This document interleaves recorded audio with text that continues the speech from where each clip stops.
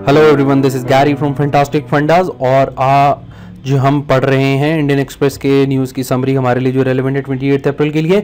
और ये economy section है, इसके अंदर बहुत अच्छा एक आर्टिकल आ रखा था जनधन योजना के ऊपर। You don't have to read the whole article. मोटी बात उसमें ये कही गई थी कि वर्ल्ड बैंक ने कहा जी हम बहुत महान हैं, हमने एक बहुत बड़ी स्कीम लाई जनधन योजना।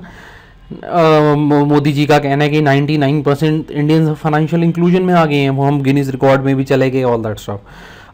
फीचर्स क्या थे वो भी आपको पता है, हम वो यहाँ नहीं कवर कर रहे हैं, लेकिन मोटा मोटा इतना था कि आपका बैंक में खाता खुलता है, आप उसके अंदर ट्रांसफर फैसिलिटी है और फिर उसके बाद आप उसी खाते से ओवरड्राफ्ट कर सकते हो। ओवरड्राफ्ट का मतलब होता है आपके खाते में जितने पैसे पड़े हैं आप उससे ज़्यादा निकाल सकते हो, और जितना ज़्यादा निकालोगे उसे हम एक लोन की तरह मानेंगे, क्रेडिट की तरह मानेंगे। फिर इंश्योरेंस को भी इंक्लूड किया गया है। लेकिन क्या खाते खोलने से, थोड़े से पैसे देने से फाइनेंशियल इंक्लूजन हो गई?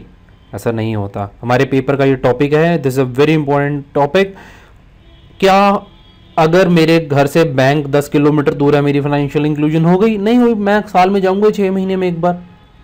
तो पोस्ट ऑफिस को अगर हम बैंक की तरह यूज कर लें, अभी पीछे रिसर्च हुई थी यूपी बिहार वगैरह में, तो वहां पर आया था कि ऑन एन एवरेज दूर से दूर पोस्ट ऑफिस भी किसी के घर से भी 2 किलोमीटर ही पड़ता है, जबकि एक एटीएम मशीन 6 किलोमीटर पड़ती है। तो आप पोस्ट ऑफिस को यूज करो। दूसरा चिट फंड कोई अपने आप में गलत नहीं होता, उसको देखने के लिए ठीक ढंग से चले। We have chit funds act. देखो इसके अंदर ऐसा होता है कि सारे जो ग्रुप होता है वो मिलकर इसके अंदर पैसा डालता है, फिर उस ग्रुप के अंदर ही किसको पैसे चाहिए उसको हम पैसे लोन सर्व कर देते हैं, और एक जैसे रोटेशनल सेविंग की तरह हो जाता है। अब बहुत सारे इंडिया में ऐसे लोग होते हैं फॉर वेरियस रीजन, जैसे KYC नॉर्म्स, बैंक्स उनको पैसे नहीं देते, MFI वाले उनको पैसे नहीं देते अलग अलग रेस्ट्रिक्शंस के कारण, वहाँ पर चिट फंड बहुत सक्सेसफुल हो सकता है।